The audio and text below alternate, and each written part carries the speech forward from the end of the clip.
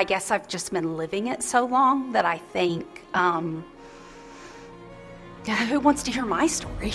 That type of thing.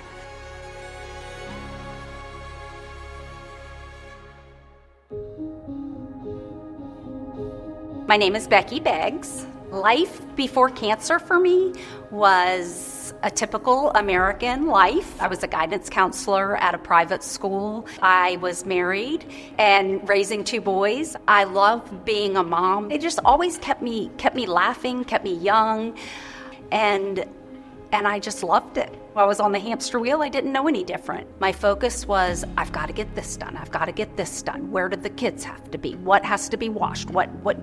It was almost like living moment to moment. So God has always been a big part of my life, but the pre-cancer Becky didn't quite know him like I know him now.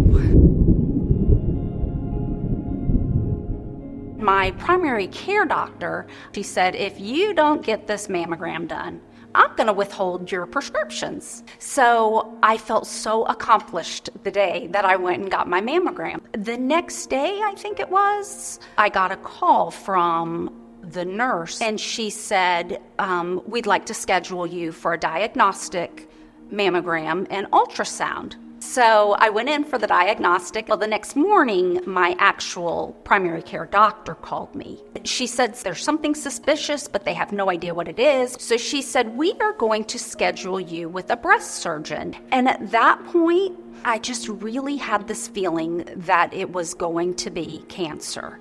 And what my prayer turned out to be was, God, just see me through this.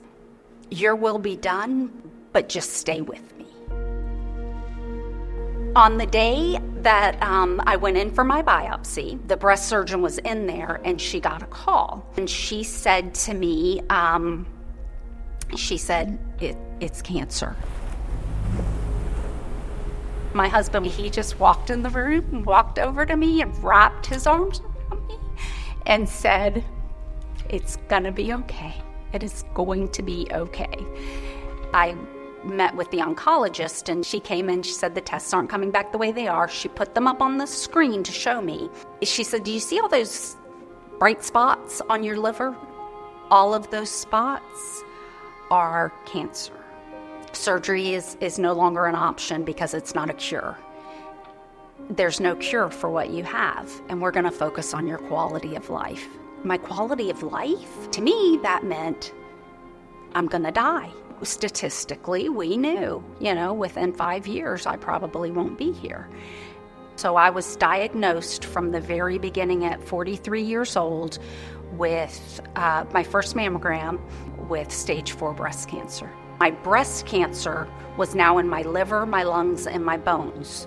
So I'm thinking of everything that I'm gonna miss out on seeing with my kids.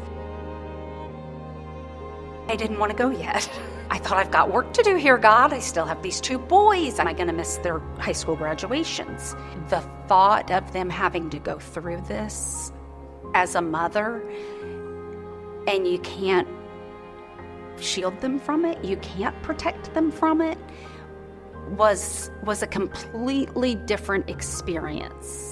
I had a very good friend who had lymphoma. She gave me permission, and she said, you start praying that you will be able to rock your grandbabies one day.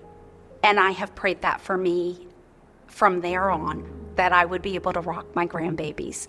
I wanted to see graduations from high school. I wanted to see graduations from college. I wanted to see weddings. I never wanted them to have to say, sure wish Mom was here. My faith in God just grew every day because he was answering prayers every day. My boys, they got married in the same year. Neither of them would tell me what their song for me was. When I went out with Caleb to do the mother-son dance, he had picked Michael Bublé Forever, which was written for his son who had cancer. It was very, very emotional. And then Luke picked a song that His was about a mother and son as well. And so we're out there on the dance floor laughing and crying. And then I said to him, I didn't know that I'd be here for this. And his head just went on my shoulder and I could just feel him shaking, crying. And we were hugging each other, dancing, and everybody was crying. I'm just so blessed that God allowed me to have those moments and allowed them to have those moments and those memories of me. This is gonna sound so strange to you, but it's been the biggest blessing in my life because it changed my priorities. I knew I was right with God, but I wanted to make sure I had a relationship with God. After cancer, I just want to be where Jesus is. God has extended my life. And I think there has to be a purpose for that. So when I wake up in the morning now, it's what can I do today to find and fulfill my purpose for Him so that He gets the glory. What I would like for them to take from my story is miracles do happen. I really should not have lived 10 years. From the very beginning, I have said, stage 4 is just a number. Stages don't mean anything to God. God is bigger than cancer. He's all there is. He is our great physician.